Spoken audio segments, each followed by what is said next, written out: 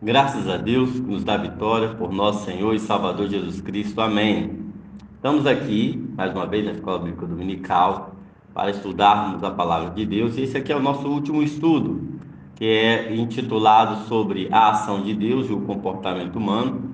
E é um estudo do livro de Jó. Hoje nós chegamos no último capítulo de Jó, o capítulo 42, que vai trabalhar exatamente os elementos conclusivos. Na realidade, quando se estudam, quando se falam do livro de Jó, geralmente as pessoas lembram do primeiro capítulo e lembram do último capítulo, porque no primeiro capítulo, pelo Jó, os primeiros, capítulos, Jó perde tudo e no último capítulo é restaurado tudo.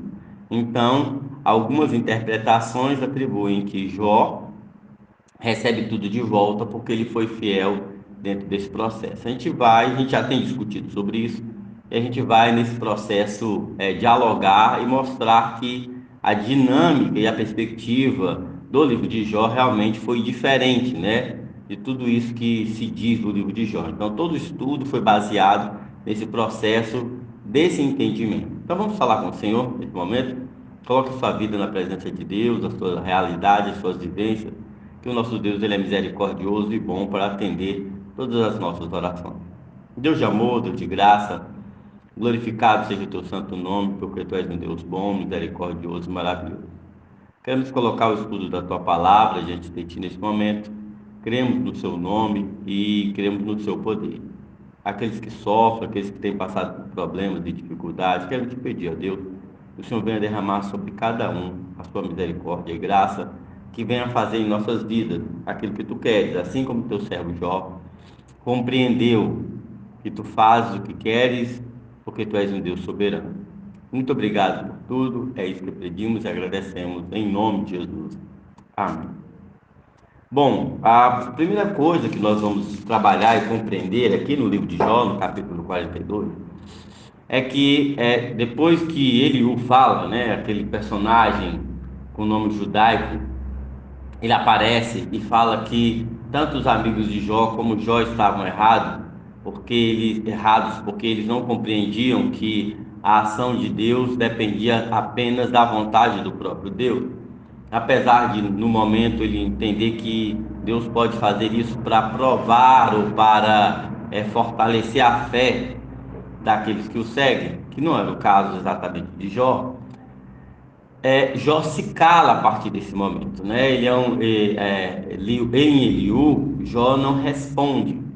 E ali a gente começa a perceber a atitude de Jó, porque na relação entre os seus amigos, Jó sempre refutava e trazia refutação. E qual eram as argumentações estabelecidas?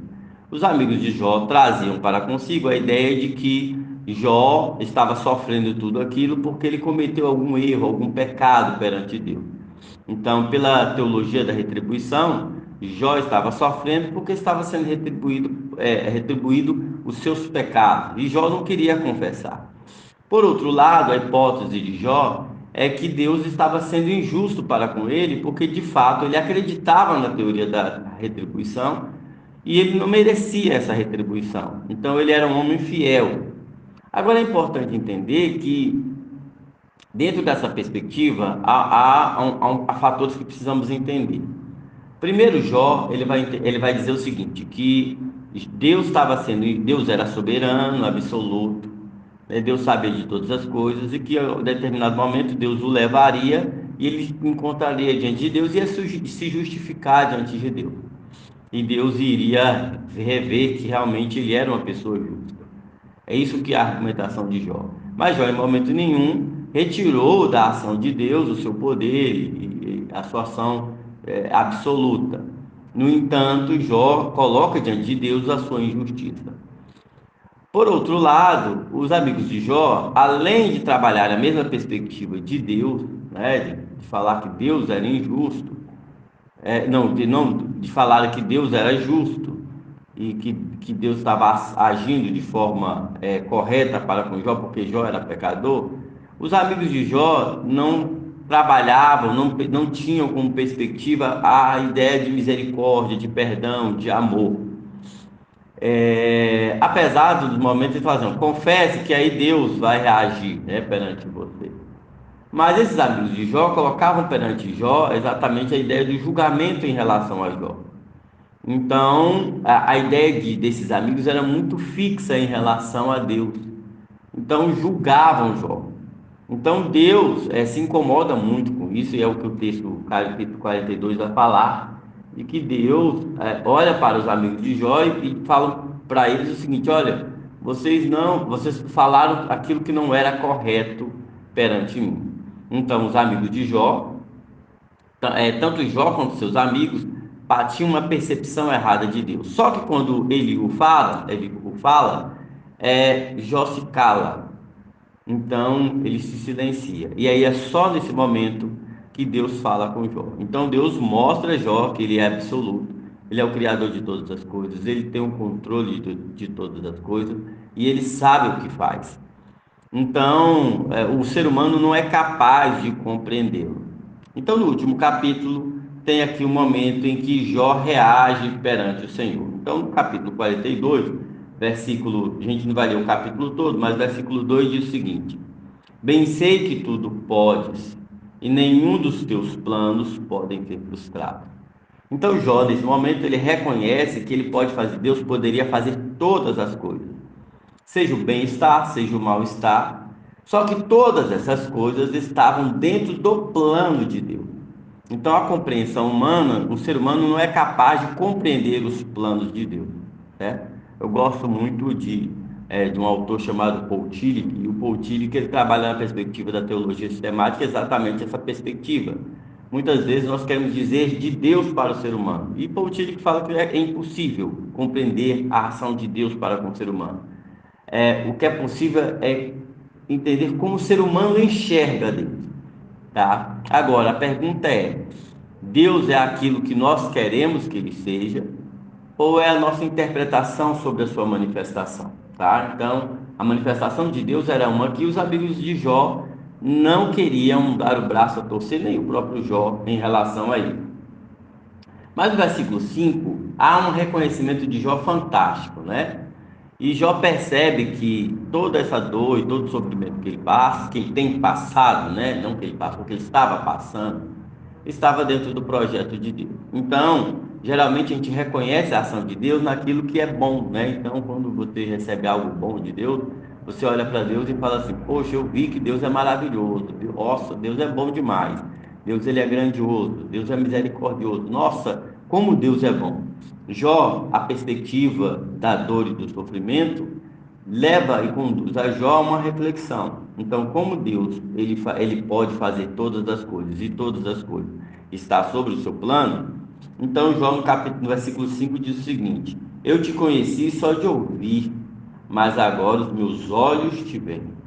Então a grande questão é que a percepção de Jó está vinculada à ação do próprio Deus, não pelo que ele faz de bom ou o que ele faz de ruim, mas pelo que Deus é. Então, o fato de tudo que aconteceu com ele revela que Deus pode fazer todas as coisas.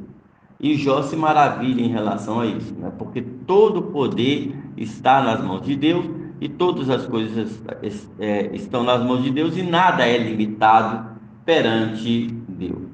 No versículo 7, Deus volta a falar novamente. E aí agora Deus não se direciona mais a Jó. Observe bem que Deus ele se inclina em relação a Jó para não respondê-lo, mas para mostrar a Jó de fato quem ele é. Os amigos de Jó não estavam passando pelo que Jó passou e tinha uma compreensão errada de Jó. Jó passou por tudo aquilo e mesmo assim Jó conseguiu enxergar a ação de Deus. Os amigos de Jó não estavam passando por aquilo, mas passavam por um processo de julgamento, né? Julgava Jó a todo tempo, a todo instante. Então olha o que ele diz aqui no versículo 7: tendo o Senhor falado essas palavras a Jó, o Senhor disse também a Elifaz e o temanita: a minha ira se acendeu contra ti e contra os teus dois amigos, porque não disseste de mim o que era reto, como o meu servo Jó. Então, quando Jó percebe, né, e reconhece a Deus e aceita a ação de Deus sobre a sua vida, e ele fala assim: olha, agora eu te vejo, Senhor. Deus olha para os amigos de Jó e fala assim: olha, eu estou irado com você. Então, pela teologia da retribuição, se Deus está irado contra os amigos de Jó, qual seria a ação de Deus para com Jó, para com seus amigos, né? Então, observem bem que a teologia da retribuição, ela é quebrada em todo o processo do livro de Jó. Então, a ação de Deus em relação ao homem não está associada exatamente aos comportamentos humanos, mas os comportamentos humanos devem estar associados à ação de Deus. Então, no versículo 8, ele diz assim: tomai, pois, observe bem, Deus agindo para com o ser humano com um olhar de misericórdia. Então, se há uma ação, né, de Deus, é exatamente a ação de misericórdia. Então, não é faço o bem, recebo o bem, faço o mal, recebo o mal.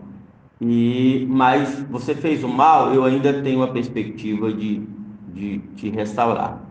Tomai, pois, 7 novilhos e 7 carneiros, e ide ao meu servo Jó, e oferecei holocaustos por vós. O meu servo Jó orará por vós, porque dele aceitarei a intercessão, para que eu não vos trate segundo a vossa loucura, porque vós não disseste de mim o que era reto, mas como o meu servo Jó. Observe bem que ele fala assim: ó, vá, leva, né, e peça a Jó para orar por você. E aí existe um fator importante: Deus perdoa Jó, e porque Jó há um reconhecimento para com Deus. Então, agora existe um padrão aqui. Se o meu pecado é contra Deus, eu peço perdão a Deus. Mas se o meu pecado é contra Deus e o outro, eu peço perdão a Deus e peço perdão ao outro. E aquele que foi perdoado por Deus, também perdoará aqueles que lhe ofenderam. Isso é de uma lógica fantástica no livro de Jó. Então, observem bem: Deus perdoa Jó, os amigos de Jó ofenderam a Deus e a Jó, então eles vão fazer holocausto a Deus com pedido de perdão, e pedir perdão a Jó, e Jó intercederá por seus amigos. Então, essa intercessão é relação do processo de perdão de Jó para com seus amigos. No capítulo, versículo 10, diz o seguinte: mudou o Senhor a sorte de Jó, quando este orava pelos seus amigos, e o Senhor deu-lhe o dobro de tudo o que antes possuía. Observem bem que a ação de Deus dar a Jó não se refere a nenhuma ação de Jó. Ele dá o dobro porque ele quis. E é interessante porque em toda a narrativa, no início, Jó sempre está associado às suas ações, àquilo que ele quer fazer, aos seus bens, à sua família, todas as coisas. E agora, Deus muda a sorte dele a partir da ação dele para com seus amigos. Observe bem, Jó perdoa os seus amigos. E aqui é essa relação fantástica no livro de Jó. Não importa o que você fez ou o que há de fazer, não importa o que você está fazendo, se é bom ou se é ruim. A ação de Deus para contigo depende dele e daquilo que ele compreende como seus planos e seus projetos. Mas é importante que, independentemente das circunstâncias que vivamos, possamos reconhecer a Deus, entender que ele tem planos para cada um de nós, mas que o foco da nossa vida não somos nós mesmos, mas o foco da nossa vida é o teu amor, é o nosso Deus, é a misericórdia, mais o amor ao próximo. Se você observar todo o livro, nós estamos falando de injustiça, a ausência de amor dos amigos de Jó para com Jó, e nesse momento que Deus intercede a Jó, é que Jó tenha misericórdia e tenha amor para com seus amigos. Que Deus abençoe a todos e derrame sobre você a sua graça misericórdia, a sua graça maravilhosa. A partir da semana que vem, nós estaremos estudando o livro de Neemias. E faz parte de um grande projeto da nossa igreja que diz o seguinte: estamos fazendo uma grande obra e você não pode ficar de fora.